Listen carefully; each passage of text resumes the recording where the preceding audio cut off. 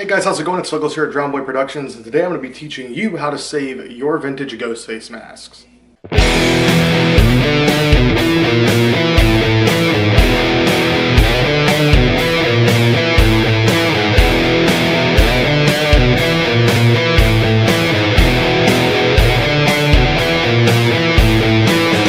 So guys, today I'm going to be teaching you all a little secret on how to save any of your vintage Ghostface masks that have started yellowing or have any staining or discoloring on the face. For many years now, Ghostface fans have been faced with the problem of what to do when their mask starts to yellow.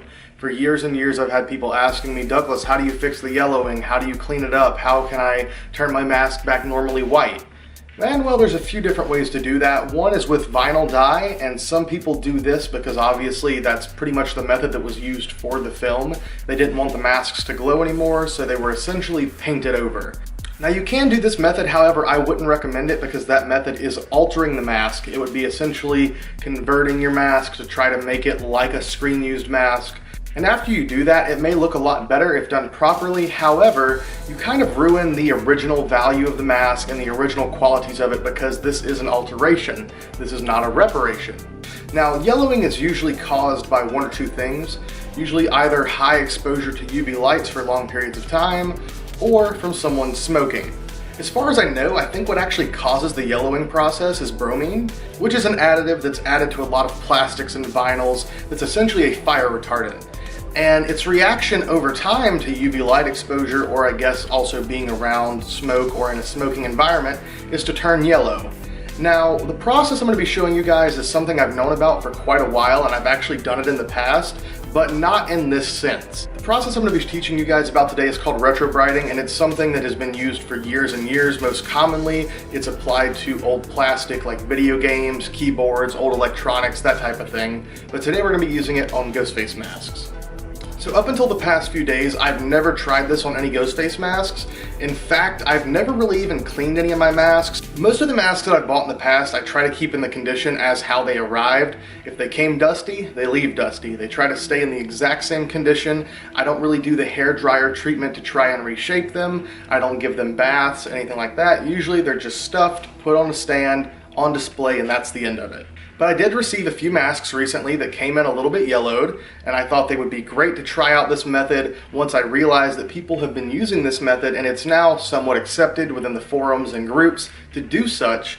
I thought it would be wise to go ahead and show you guys a nice and proper way to go ahead and try this out. Before exposing any of you to this information though, I wanted to give it a shot myself, and like I said before, I've never altered any of the masks that I've owned in the past. And really, I'm mostly against it because I feel that you are changing the life of the mask. Usually when you see people post about, hey, I finished doing the Retrobrite method, look at how nice the mask looks, they say I've changed the mask's life. And yeah, I would agree that you have. You've somewhat altered the history of it because all the natural yellowing or any staining or anything like that the mask got over the years and years that it's existed is kind of gone after this.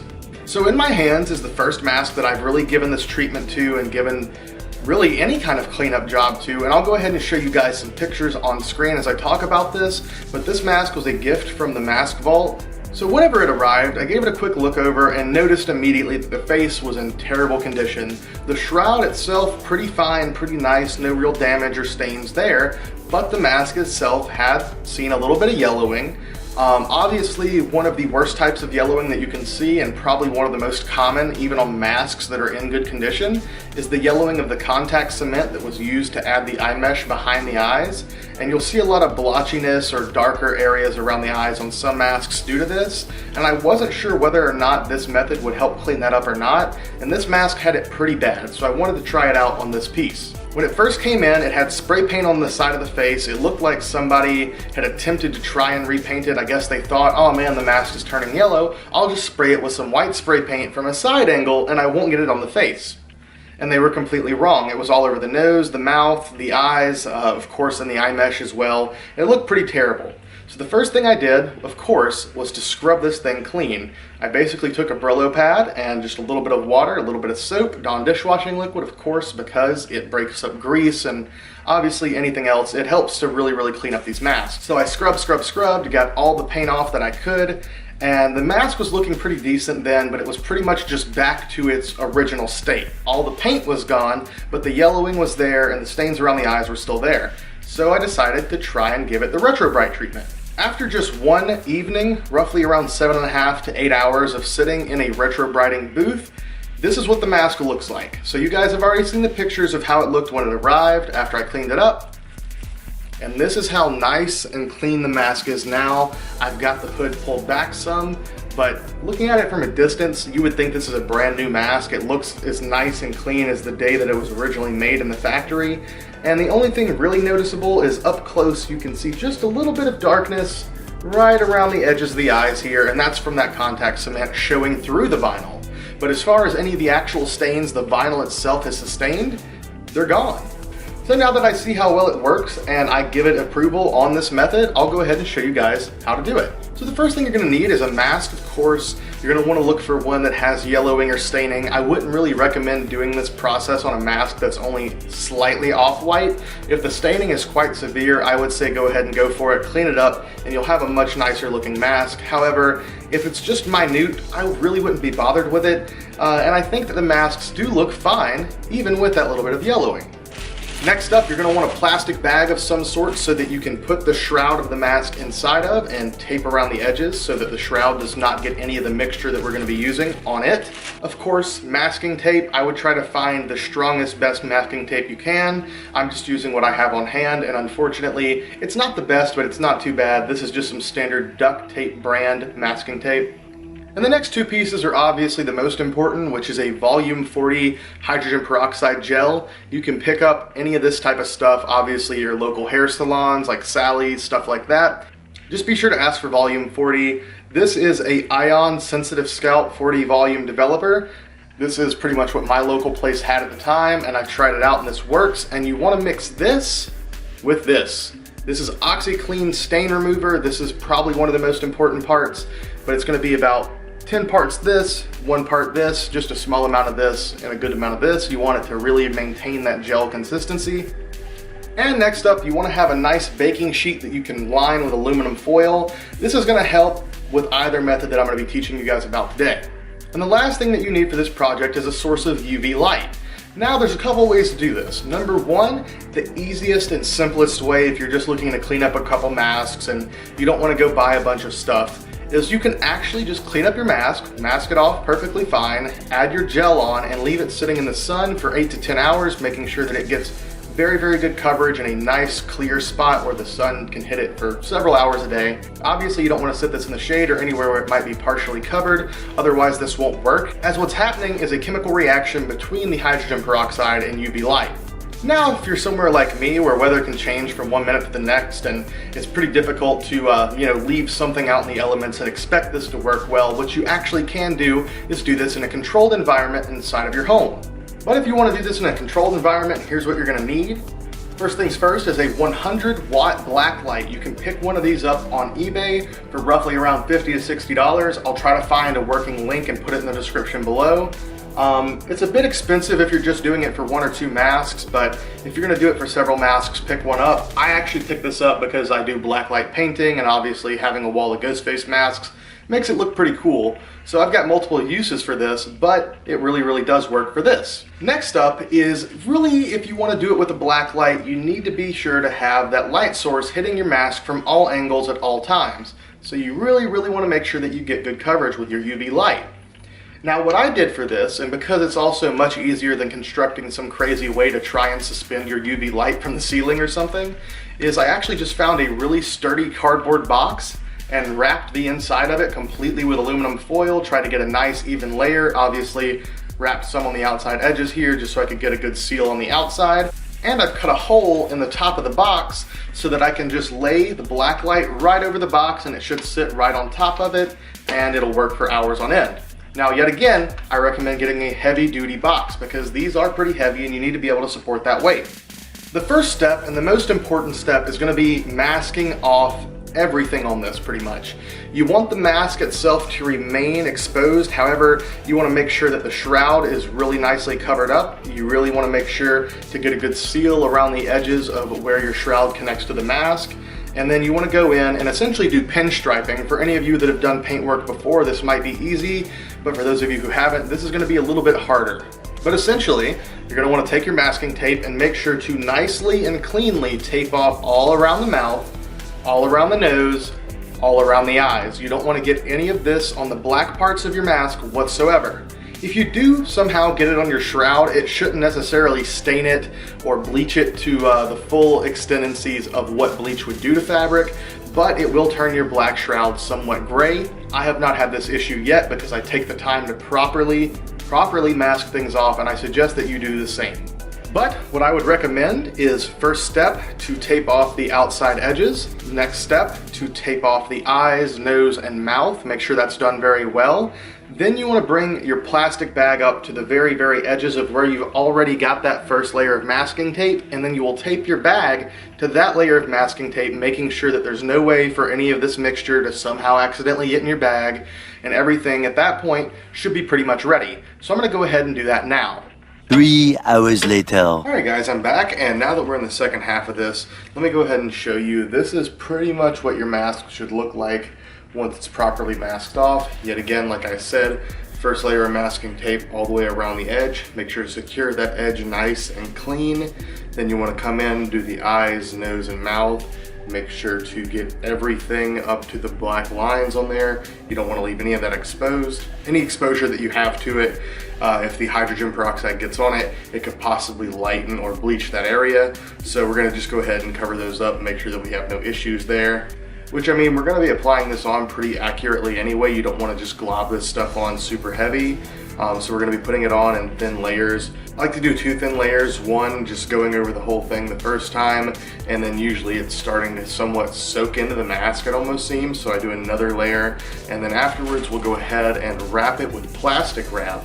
Now that's actually really, really important, otherwise your mixture will kind of evaporate, and it will work, but not to its full potential. But if you get a nice little bit of plastic wrap and just carefully layer it over the top after you've got the mixture on there, it should hold it in and keep it from evaporating, and then it'll be good. Alright, now that your mask is ready, next up we're going to be making our mixture, which yet again, you're going to want to start with your volume 40 gel and just a little bit of this OxyClean. The mixture is roughly around 10 to 1. What I like to do is pour just a little bit of this into a small plastic container and get about half a squirt of this in there, mix it up really well, and then I start applying it. So let's go ahead and start that right now. Now I think this goes without saying, but I do just want to mention for any of you watching out there, especially any younger viewers, I wouldn't try this at home, or if you are, get your parents' permission. You want to be very, very safe when handling and mixing any kind of chemicals. These can burn your hands and cause some skin irritation and damage. You don't want to get it in your eyes. And obviously, throughout the time that the mask is going to be cooking, so to speak, you want to make sure that you're not inhaling those fumes. I would stay away up until the point that you're done with the process and you've unplugged the black light.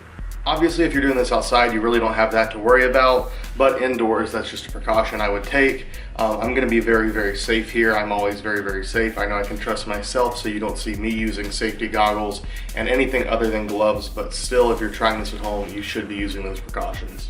Alright guys, and here we have it.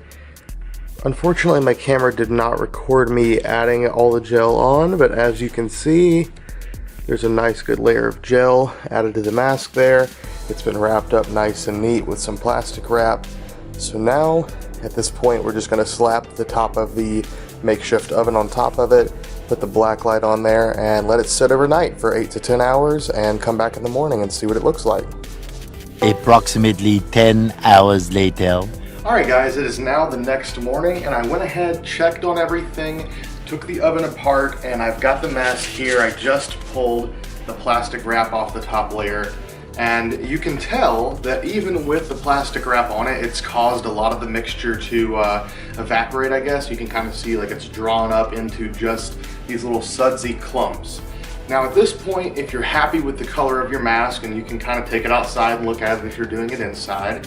If you're doing this outside, it's probably going to take a couple of tries, a couple different coats, a couple days of leaving it out in the sun to get the proper desired effect.